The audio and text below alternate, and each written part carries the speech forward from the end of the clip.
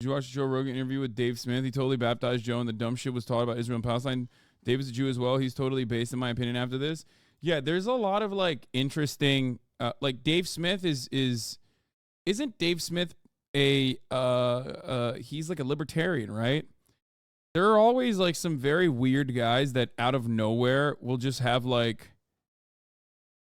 this is a very interesting, Israel Palestine is like a very interesting circumstance because like there's so many different through lines here.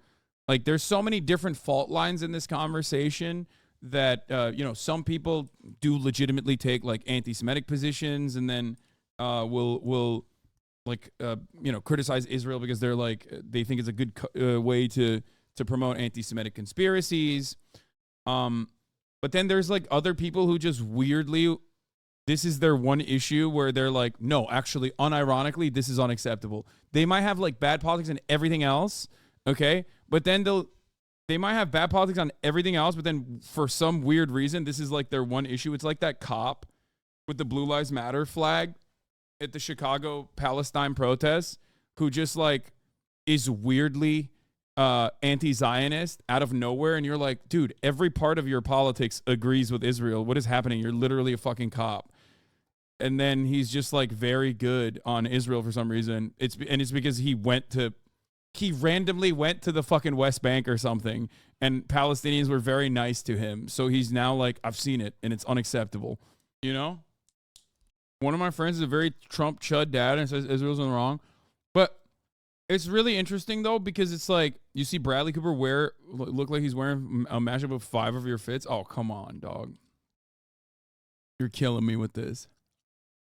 He's got literally the Travis Scotts on, which those are fire. I think this is maybe Kith. Is this Kith? I can't tell. I don't know what the other stuff is, but yeah, this is sad. I would wear a lot of these pieces individually.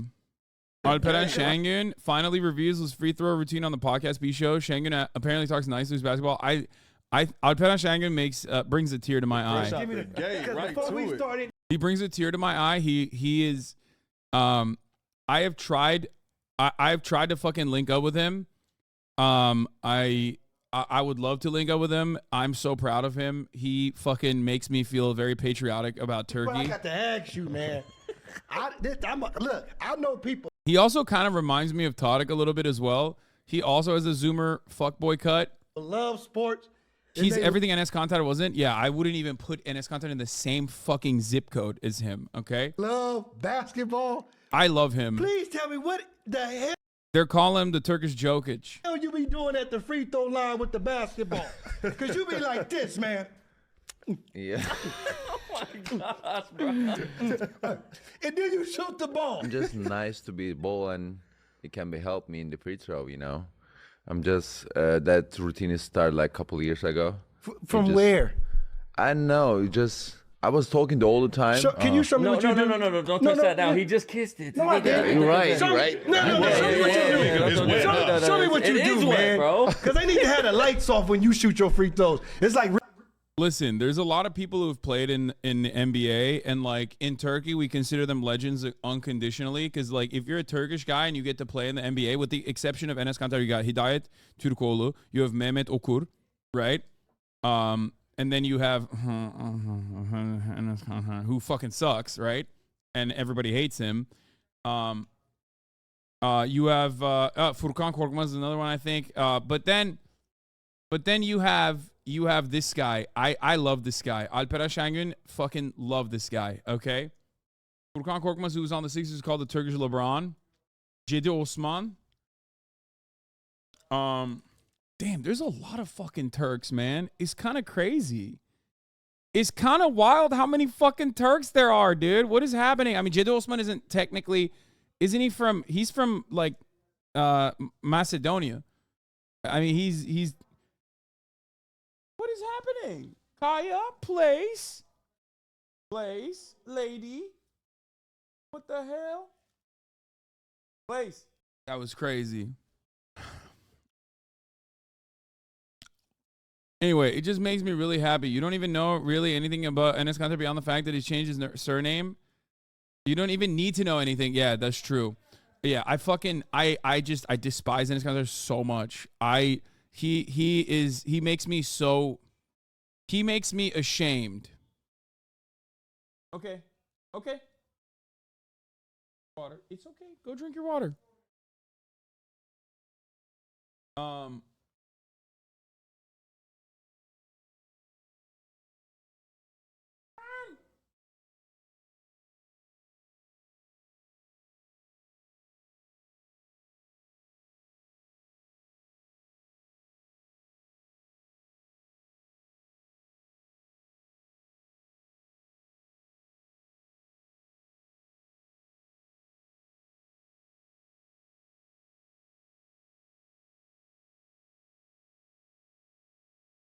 Pick her up. I can't. She's too big. Real sex appeal. I'm not gonna.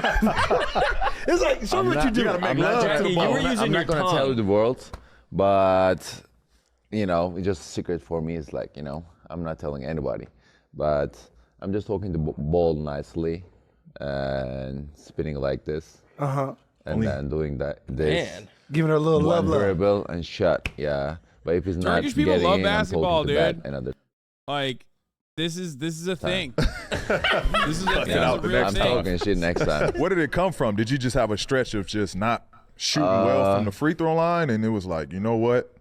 Let me get a little positive juju on this basketball. Like when I was playing in Turkey last year, it Yeah. was like my free throw person was like 85, 86, something was like that. And then, I just didn't want to change it. It was really good. Right now, he's not doing well that much, like 65 or something. But I just don't want to change it. So you mad know? at her right now? I'm talking bad right now. Talking Yeah. bad smack. and are you consistently saying the same things, or Yeah, generally yes. Okay. Yeah. For I example, love him. I love him. I fucking love him. I want to link up with him so bad. I think he's awesome. He's great. That'd be sick. It would be sick to have him on the stream, I think. Wait, what the fuck? I sent him a DM a long ass time ago, but it shows up as though it's not there. I don't know what it is. I don't know what happened. Anyway. Hasanabi? No, not at all, dude. It's not like that at all. Are you kidding me? This is literally fucking... This is like... He don't know you, little bro? No, he literally don't know me, little bro. It's true. He actually don't know me. I mean, I hope he don't know me. Because if he do know me and he doesn't reply, that means like he fucking... That'd be worse. Would that make him not be able to go back to Turkey? Nah, that's fine. That's not, it don't work like that. Listen. Here's the thing, okay? My criticism of the Erdogan administration is totally separate. That's like, we wouldn't talk about that anyway if he came on. Lightweight. It is lightweight. Yeah, baby. This is 405 for 12, boys. Come on. 7. Come on. 8. Come on. 9. Come on. Oh, we're fucking hitting 12 at 405 today? Fucking. I got Toei here. Look, that's why I stopped it, but I could literally pump out 15 for 405, I think. Like, pretty easily. It's crazy how fucking easy it came to me for, but... Yeah, do more of that. Monster. But yeah. I mean, it's... Dude, you guys have to remember, like, a year and a half ago, this is what I busted my back on. I blew up my back on the trap bar, too. I blew up my back on the trap bar a year and a half ago. And it was because I was slamming it, and I was trying to fucking lift way more weight than I actually can. And at the time, I couldn't. It was, I think, around like 320 pounds that I fucked my back on. And it actually destroyed me. It destroyed my confidence. I was so fearful of deadlifting. It basically fucked me up for a while. It took so long to like recover, to slowly but surely strengthen all of the muscles around. What's your squat PR out of curiosity? My squats are not great because I have always been a low bar back squatter. I've always been a low bar back squatter, and I recently subbed it to high bar because my knees were getting punished on the low bar and I couldn't get enough depth on the low bar. So I ended up doing basically good mornings with like 380 pounds, and that is really bad for your lower back, even though my lower back is like pretty strong. Hassan skipping leg day.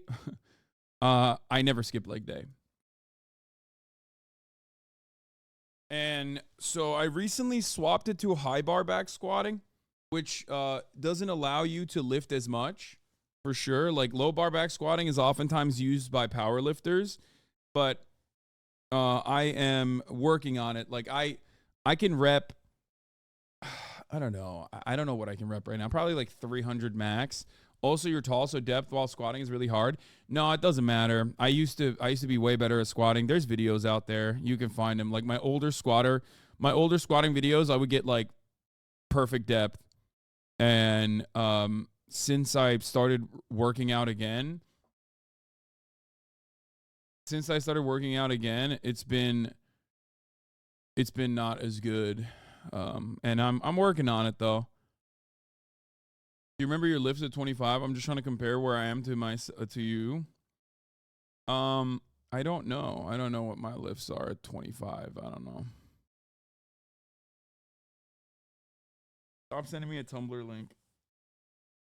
Guys, it's a journey. It's a slow process. It's not going to be overnight. Just, work at it. Compare yourself only to your past self. And don't get discouraged. Do you use a belt? I used to use a belt because I used to have no confidence on my deadlifts. Like when I would hit my top set, which was way lower weight than 405, I would literally need a belt. And honestly, there might even be a time when I might need a belt in the future. But overall, I think it's belts don't reduce risk of injury much. I think belts are more so for your mentality. I think like packing all of that shit in makes me feel much more confident when I'm lifting.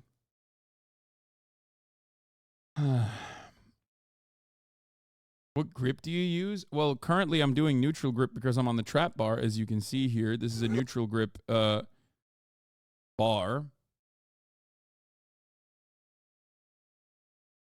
But normally when I'm doing a conventional deadlift with a regular bar, at that point I use a reverse grip. Especially once I get to higher weight. But yeah, why no normal bar? Well, why no normal bar? Because the trap bar is actually a little bit easier. It is more quad reliant, so it distributes the weight. It distributes the weight a little bit better to your quads and your lower back. So it makes the lift overall more comfortable. I do, however, prefer conventional deadlifts. Like that's what I've done my whole life. But it's supposed to. The conventional deadlifts trap bar deadlifts are supposed to be easier on your lower back because there's better weight distribution to your quads, which makes it safer. However, that's when I blew my back out because I was slamming them. I was slamming the weight on the ground, and it was like higher weight than I was able to put up. So.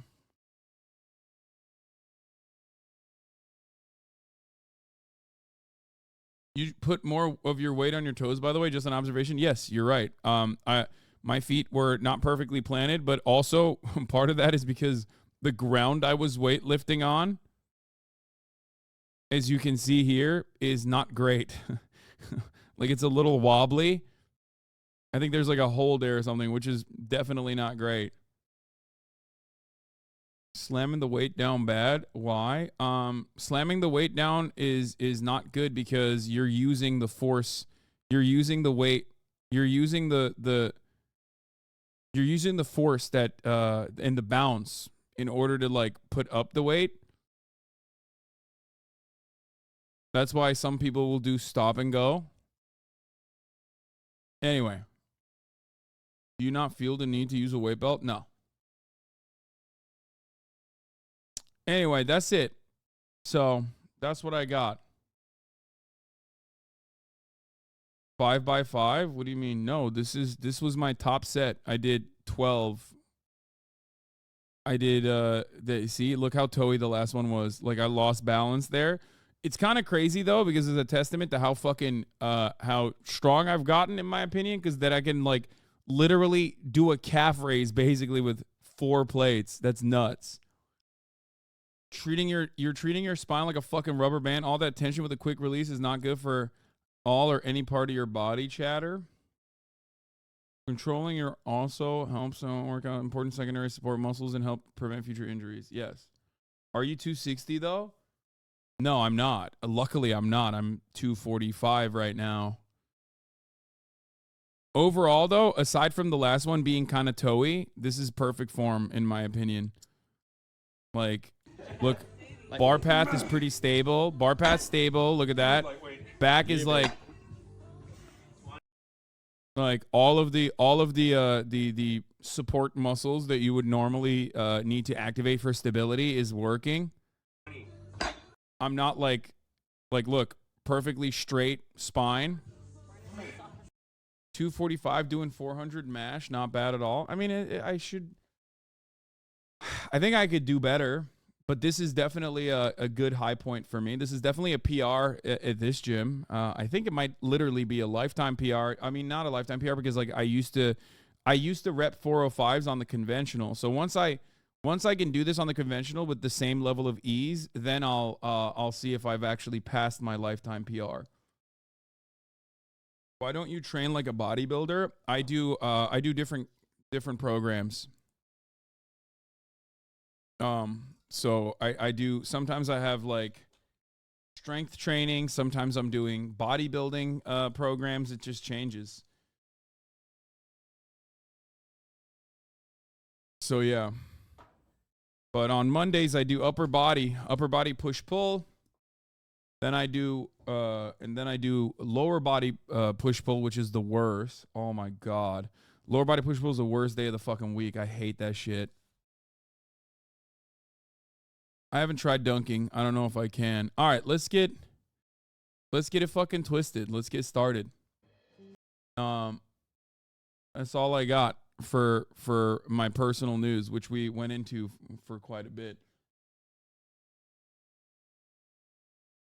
Would you fight Bradley Martin 260, brother? No, because not only am I also not like a professional fighter at all, I have very little fight training. So does he, but he's much stronger than me, so he would cook me. Yeah, so at that point, his strength would, because neither of us are like trained fighters, his strength would overpower me easily.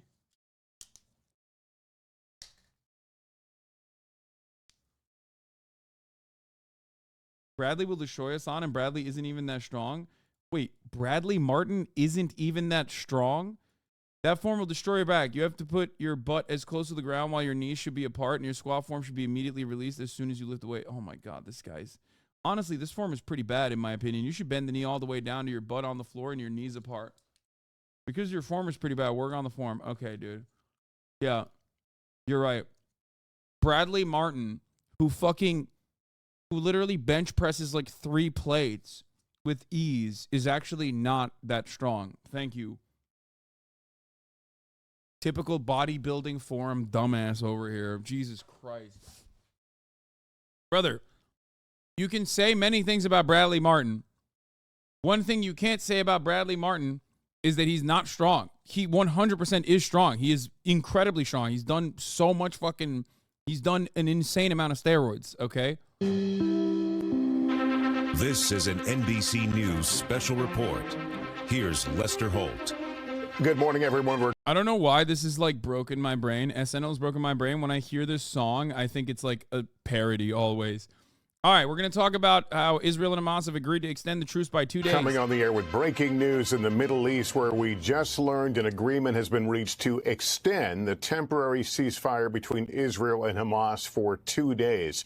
This news comes as we wait for a fourth group of hostages that is expected to be released today. The extension also comes just hours before the truce was supposed to expire at 5 p.m. Eastern time. I want to go right now to NBC's Richard Engel. Richard, a lot we don't know here. Tell us what we do know at this point. So, Lester, today is day 4 of an agreed upon 4-day truce. And every day since Friday, the Israelis have been releasing Palestinian prisoners in exchange for Hamas releasing hostages, women and children on both sides. And that deal was supposed to expire. It is being brokered by Qatar and Egypt with a lot of support from the United States. And just a short while ago, Hamas made an announcement, also an Egyptian official and a Qatari official, all saying that they had agreed to 2 more days. So that could potentially allow Hamas to free more hostages who are currently held in Gaza. They still have more women and children to free, and allow the Israelis to release more Palestinian prisoners, also women and minors.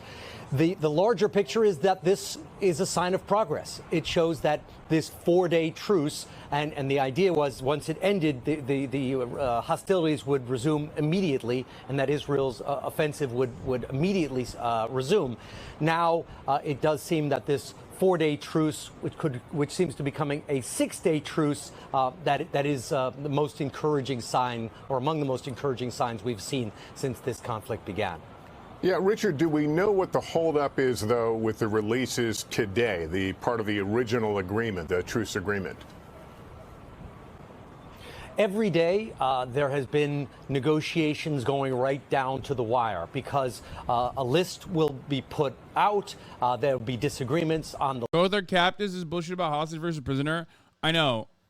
We have talked about this quite a bit on the broadcast, but it bears repeating that fundamentally, I know that Israel and Zionists get very upset and believe that a conflation between the hostages on the Hamas side versus the prisoners on the Israeli side is anti-Semitic and dangerous or whatever. But the reality is that, yes, while one is a functional state recognized by the international authorities, it doesn't necessarily mean that Israel follows through on all of the international law that they are supposedly supposed to follow. And yes, many of the Palestinians that Israel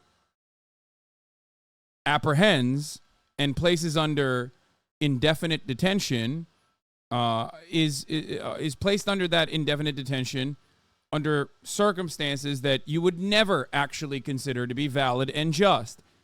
No due process whatsoever, oftentimes using what is called secret evidence, very little legal recourse, conducted under a military tribunal, a military court rather than a civil court, where there is a 99.7% clearance rate, 99.7% conviction rate. These people don't get a real trial. They get a sham trial. And oftentimes, well, oh my God, the fucking, the landscapers are going nutty outside my window. Hold on one second. The list, the Israelis are accusing Hamas justifiably of releasing some people, separating families, not releasing the people they had agreed upon. So there are a lot of terms and names that are being disputed, and the modalities of how these people are supposed to be transported.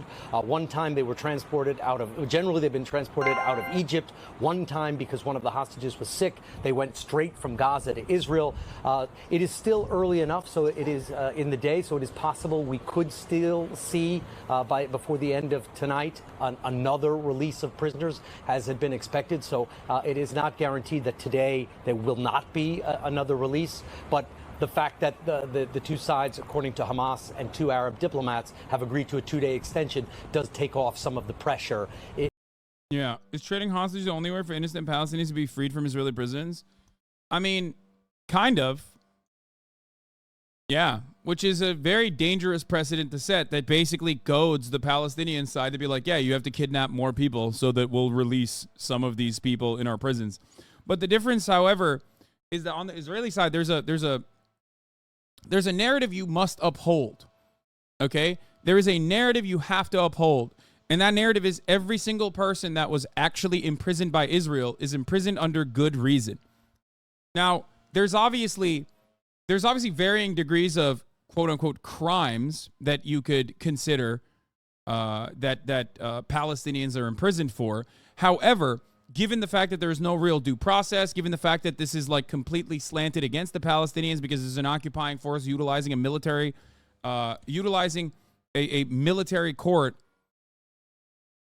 and throwing habeas corpus out the fucking door and covering an incredibly broad array of things that they consider dangerous crimes of terrorism, from a child throwing a rock at a military checkpoint or a tank all the way to like going on a fucking stabbing spree. It is very difficult to make assessments on whether or not these people deserve to be locked up indefinitely. As a matter of fact, if we're talking about it from my perspective, as far as like morality goes, I don't think anyone is deserving of being locked up indefinitely, of course. But considering that across the board, not a single Palestinian ever, especially if they're in the West Bank, not a single Palestinian ever gets like a regular court structure and regular due process, then all of those prisoners, no matter what their crime is, and it could be like a real crime, okay? It could be like an actual real crime, are still considered kidnapped, okay? Perfectly valid to say that these are people who are kidnapped. Because guess what? If you, for example, have a family member that was killed, okay? Someone killed a family member of yours. If you as a civilian, after the act is done, go up to that person, find them, hunt them down, and fucking apprehend them as a civilian, you would be technically kidnapping them. Okay? There's a reason why we have laws. There's a reason why we have rules, right? There's a reason why we have due process, innocent until proven guilty. These are concepts that, you know, I know a lot of people don't truly believe in, but the reality is we must uphold them. Okay? So the reality of the circumstance is that most Palestinians, if not almost all Palestinians, regardless of whether they've done a severe injustice, a severe crime or not, are technically still being unlawfully kept under indefinite detention. Now, of course, the overwhelming majority of Palestinians that are, especially like the minors and whatnot, are not actually under indefinite detention for good reason, right? It's just like rock throwing, or, and this is one of the worst aspects of this this conversation, they're oftentimes accused of committing a crime that they haven't actually committed.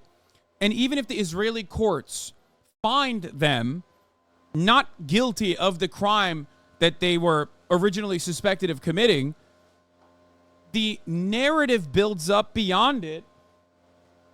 Anne! Şu camı kapatın ne olur.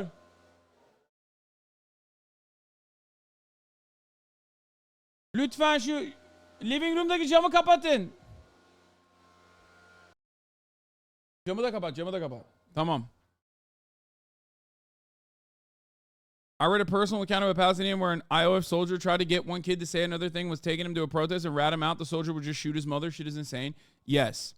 There are just like really, really incredibly awful things that the Israeli occupying force has done. It's fine. We don't hear that loud. I hear it, though. I can't even fucking hear myself think. Okay. What do I mean by this? This is really important for everyone to understand. Like, for example, I have brought up the example before of Ahmed Manazar, a 13-year-old boy that was apprehended, okay? A 13-year-old boy alongside his 15-year-old cousin went on went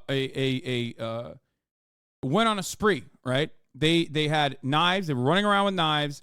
The 15-year-old cousin actually stabbed a 20-year-old security person who was running away from them. They found a 13-year-old kid a 13-year-old child, right? And they stabbed the child.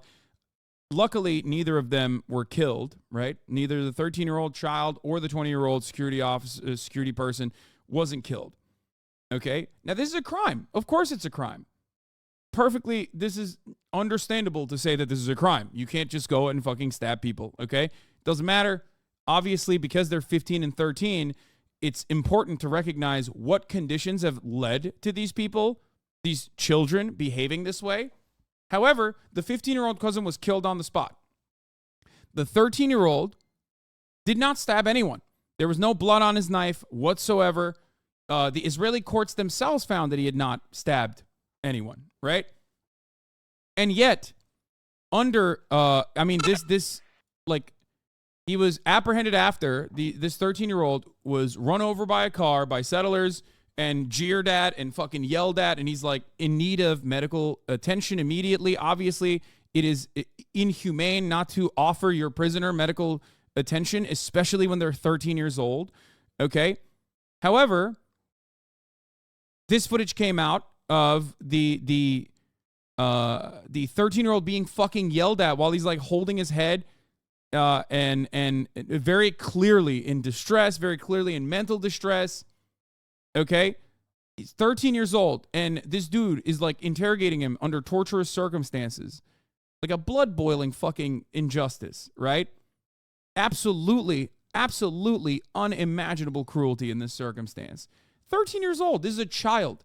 It doesn't matter what the child has done, okay? You have to abide by the same standards, okay? Like, this is probably one of the most edge cases that you can arrive at, okay? Where the 13-year-old participated in a stabbing.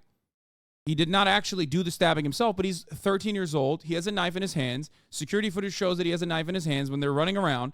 And immediately the assumption was, oh, this 13-year-old is actually a terrorist criminal that went on a fucking stabbing spree. And the narrative around this remained to this day, people still, 8 years later, this person's fucking entire life is gone. It's done. Kept in solitary confinement, developed schizophrenia as a consequence of the torturous conditions that he was subjected to as a fucking child, ripped away from their fucking parents, okay? And placed under torturous conditions, interrogated without a fucking lawyer present, interrogated without his parents present. These are completely not allowed, right? Completely not allowed. Ridiculous, immoral, monstrous shit that you could do to a child, okay? However, people still go with, well, that was a 13-year-old terrorist who went on a fucking stabbing spree. Why are you defending him? Why are you defending him? The reality is, a 13-year-old white child, 13-year-old black child, they have this exact same situation in America. If the American authorities treated them like this, I would be just as fucking outraged. Okay? Just as outraged. It is completely immoral. You cannot just slap on the sticker of like, well, that's a terrorist, so it doesn't matter. You can do whatever the fuck you want with him. When you do that, you become the monster. When you do that, when you do not believe that normal morality applies in the situation, that like a 13-year-old is now no longer considered a child, a malleable, impressionable child, but instead a terrorist that should be tried as an adult and subjected under torturous conditions that you would consider torturous for adults. That's unacceptable. That is completely unacceptable. That's not allowed. Okay? The reason why I'm bringing this up is because it is considered the most, like, this is one of the edge cases that every single person yelled at me on Twitter over, where they were like, dude, really? Really? You think this is like, you want to defend a fucking guy who went on a stabbing spree? Ahmad and his cousin went on a stabbing spree in East Jerusalem. And it's like, dude, you're doing this thing that you claim I'm doing. Like, you are relying on people not knowing the actual story, You're relying on people not knowing the actual fucking story to build a narrative that this kid went on and fucking stabbed and killed like a bunch of people. And even in that circumstance, even if he had done that as a 13-year-old, that is not how you treat a 13-year-old. You can't do that. You cannot do that. He didn't stab anyone. His cousin did. His 15-year-old cousin did. His 15-year-old cousin was shot and killed on the spot. The 13-year-old, Ahmed Manazar. Here, this is from Ahmed Manazar was arrested in 2015 in relation to the stabbing and injury of two Israelis aged 20 and 13 in occupied East Jerusalem. Although Israeli courts found that Ahmad did not participate in the stabbings, he is serving a 9.5-year sentence for attempted murder. Okay? There's another one, Isra Jabis, which we can talk about as well. The idea is Ahmad's 15-year-old cousin, Hassan, was shot dead at the scene of the stabbings in 2015, and Ahmad sustained serious head injuries when he was hit by a car. As he lay bleeding on the ground, large crowds gathered to jeer and shout abuse at him. Were they together? They would be charged together in the United States. Sounds like the justice system in the U.S. First of all, the justice system in the United States is also fucking dog shit. Okay? But even within the confines of the justice system in the United States, there are legal standards for a 13-year-old. You cannot treat a 13-year-old this way. That's my point. Does that make sense? Like, a 13-year-old being an accessory to a crime still doesn't mean you can torture them, consider them a fucking terrorist, actually change the law specifically so you can keep them under indefinite detention, and then literally actually use the new law that you created specifically for this case to you know, fit the indefinite detention, like the permanent detention on this person. The Israeli Supreme Court changed the fucking law so that you could consider 13-year-olds to also be terrorists. Like they lowered the age of the standard.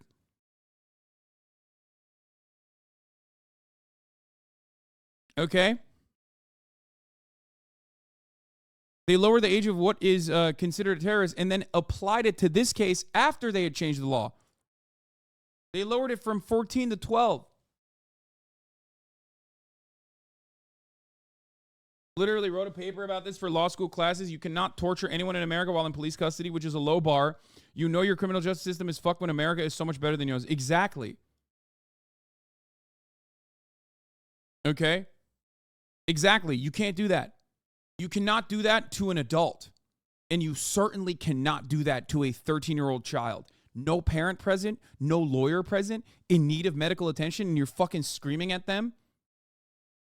That's unacceptable. You can't fucking turn around and go, of all the teens you're going to defend in the world, you choose to defend the one who tried to stab a 13-year-old Jew. Ridiculous. It's the fucking standard that matters here. Okay?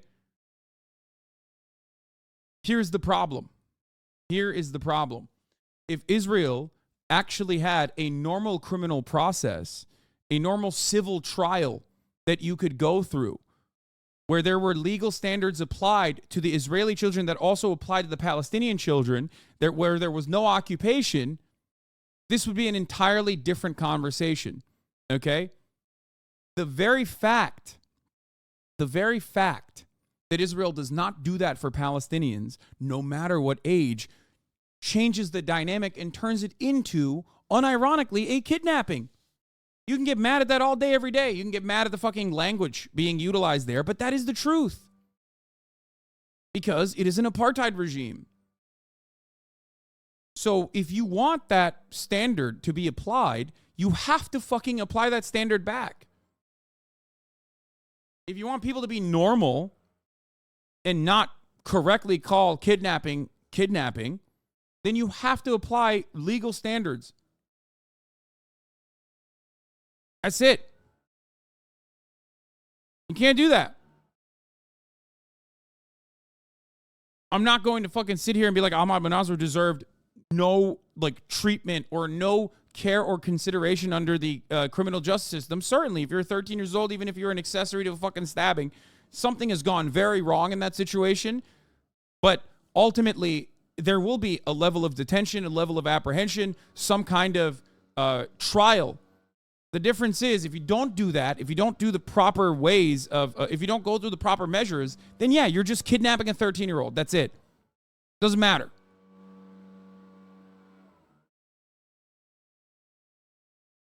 That's not how the law works. Okay? As you've said in the past, it is the responsibility of the state government to uphold the standard of care and justice when dealing with people accused and convicted of crimes across the board. Exactly. Exactly.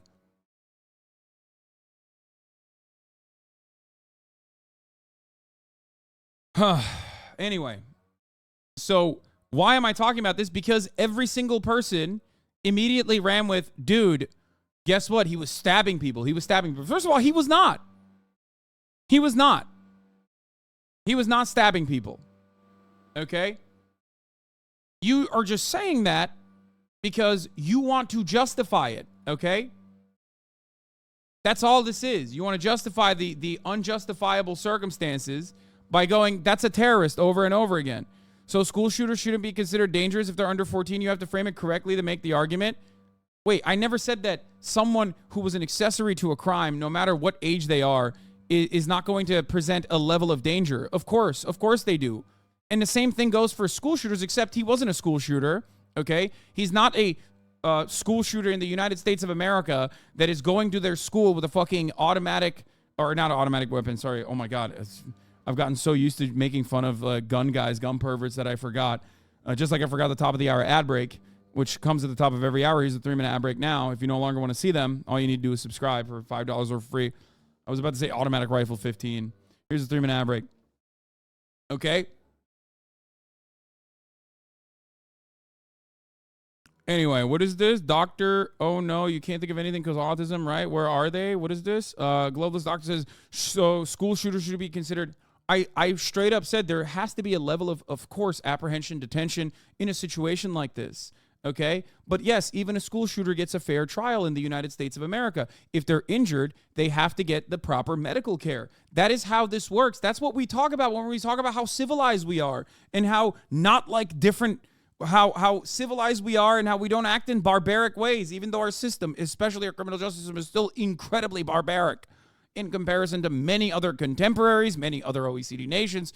But, you know, across the board, the criminal justice system in even those nations is usually engaging in things that are completely barbaric. But putting a child in fucking solitary confinement, refusing to give them proper medical care, screaming at them without a fucking lawyer or their parents present, these are all abject violations of international humanitarian law. You can't fucking do that.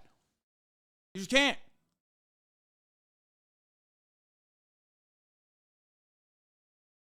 You know?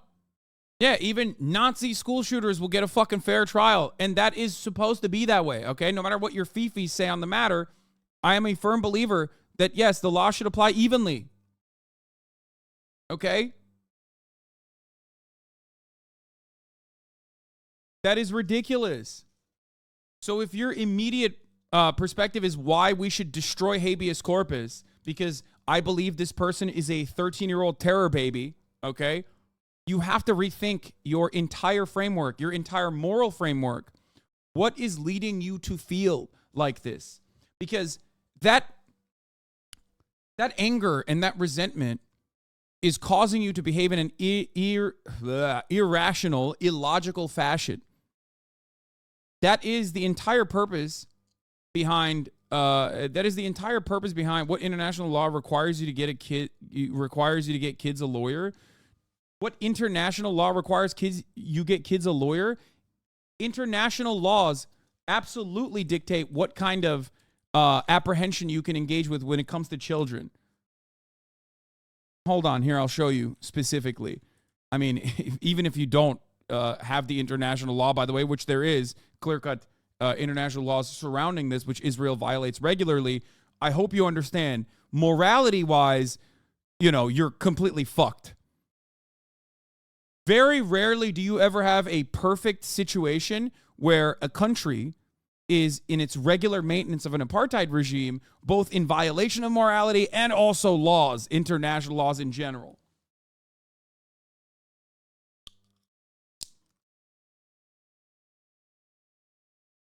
Yeah.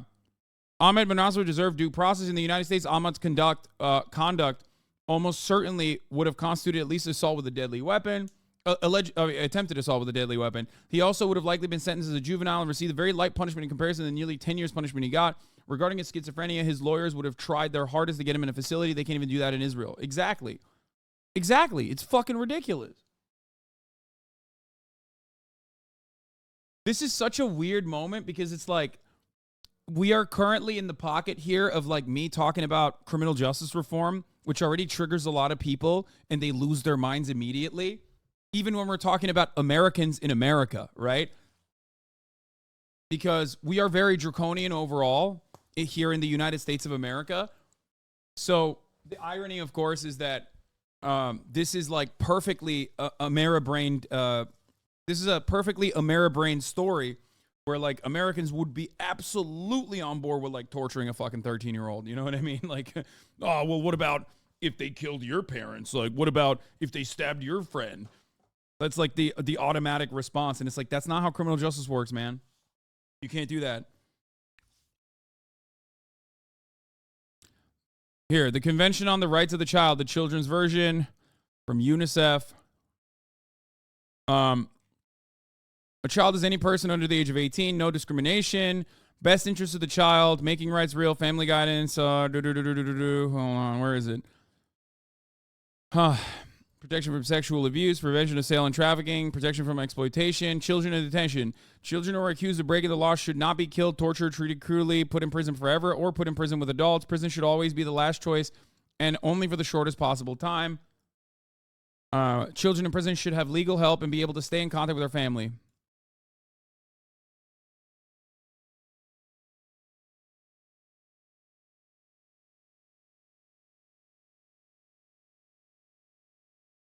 According to Universal Declaration of Human Rights, no one shall be subjected to arbitrary arrest, detention, or exile. Similarly, the International Covenant on Civil and Political Rights asserts, everyone has the right to liberty and security of person. No one shall be subjected to the arbitrary arrest or detention. This general prohibition against arbitrary detention applies to children as well as adults.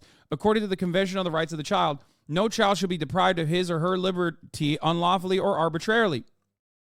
Furthermore, the convention states that children must be protected against all forms of discrimination or punishment on the basis of the status, activities, expressed opinions, or beliefs of their parents, legal guardians, or family members. In the context of child migration, the Committee on Rights of the Child has found, and this is like, then we get into migration.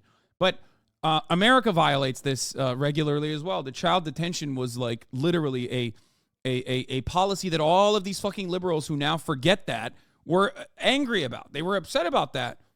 That's one form of the same fucking principle. Yeah. Last resort and shortest possible time are why the U.S. is in violation of the CRC with regards to minor migrant detention and family separation. All of the fucking same liberals who have demonstrated that they have no fucking moral compass on the matter completely lost their minds. They've yelled at Donald Trump when he did it. They don't really care about it when Joe Biden does it. And they certainly do not give a shit and unironically defend it when it's Israel. It's ironic because a lot of people will accuse me of not having like a stable moral compass and like my guiding principle is just America bad. And that's just pure copium from haters because no, it's not necessarily just that America is bad. I have reasons as to why I say it. Okay? And in this circumstance, I'm applying the same exact principles that I apply in the United States of America, but because you can't fucking find out that there is like any inconsistency in my talking points and my point of view, you literally are demonstrating your own inconsistency, but you don't want to fucking recognize it in your brain, so you have to justify it by saying, well, he's a terrorist, so there's a different standard. Okay? America is how you earn income, lol. Yeah, dude, you're right. If I was in fucking Norway, I would not be able to do the same stream in Norway that I'm doing in the United States of America. Thank you. You're right. What a silly fucking argument. Also, I'm an American citizen. Suck my dick, okay? It is my God-given, legally protected right to say whatever the fuck I want about the United States of America, okay? I'm sick and tired of this fucking racist bullshit. I know it's like so completely seen as like normal to just go up to a dude and be like, if you don't like it, leave. Suck my dick, okay? Because I like it, I stay, okay? I'm not going to fucking tuck tail and leave. I think that America holds great promise. This is a consistent thing that I've talked about since day one. It is because I do love the promise of America that I believe that America could at least get out of the way of the rest of the world.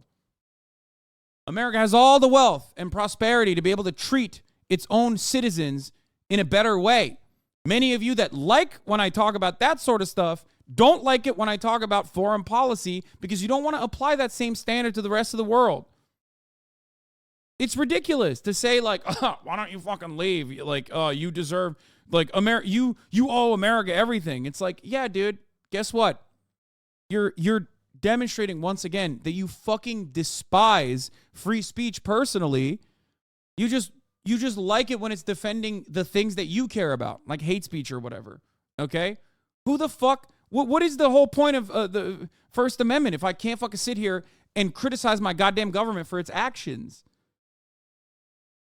When you say, oh, try that shit in a fucking different place, try that shit in a small town, try that shit in China, you are unironically saying you don't really like free speech. You don't really care for it. Okay? Go try that in China. It's like, I know I can't do that in China, dumbass. I know that. It's something that I'm heavily critical on. It's something that I actually do appreciate about the United States of America, as a matter of fact. I know that from firsthand experience. I'm from Turkey, after all. I've seen what no free speech does. Okay? You can, Lamau? No, I mean, there's obviously different... Guys, come on. There's different standards in different countries with respect to free speech. Okay? Just like in the United States of America, there have always been free speech restrictions that are purely political. Okay? Shut the fuck up about the China bashing. No, it's not. It's not like a...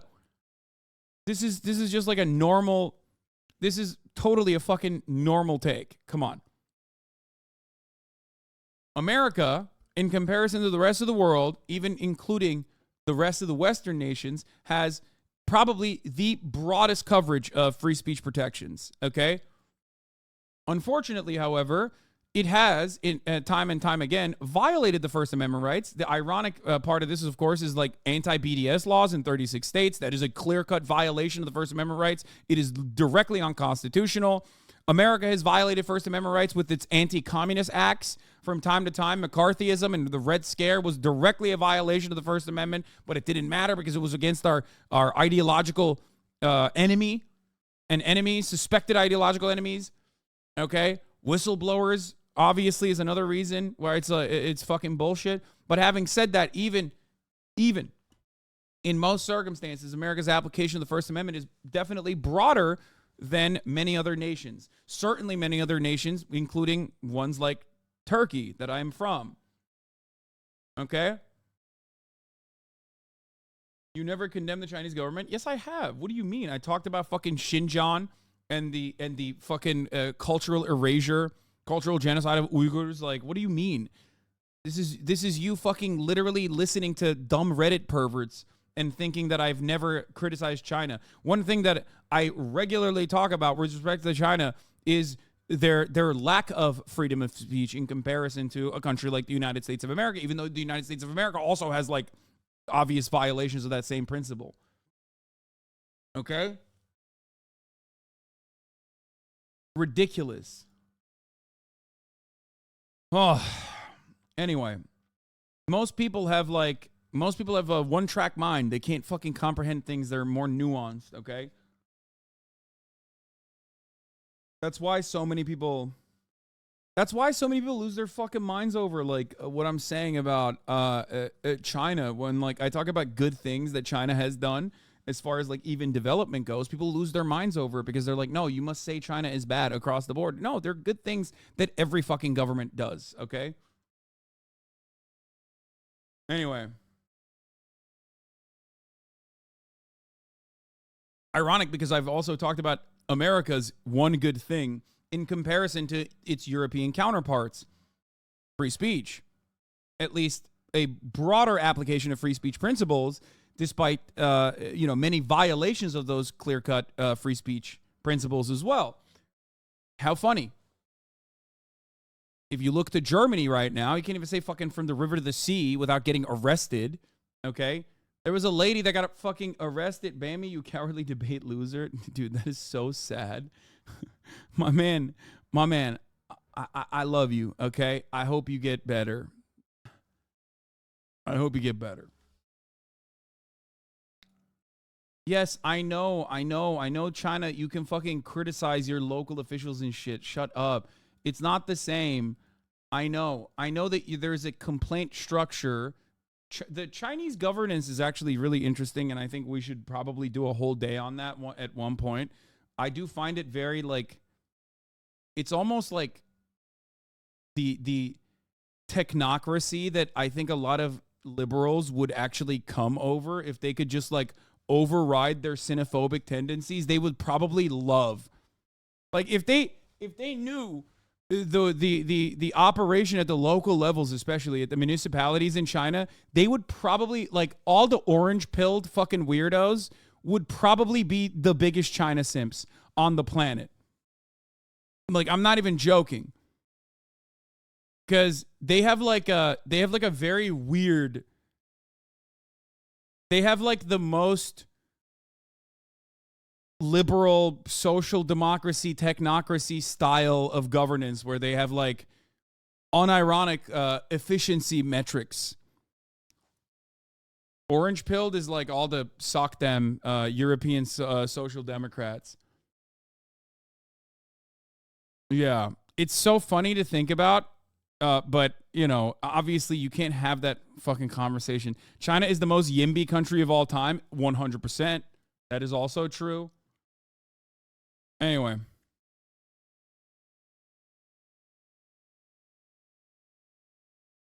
Those motherfuckers love their bureaucracy, okay? Holy shit, they love it.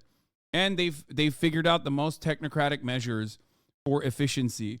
There are actual there's actual processes where you can like file complaints that do get heard. There's also like a voting mechanism. There's a voting process, like a voting mechanism that unironically that regularly, as far as I understand it.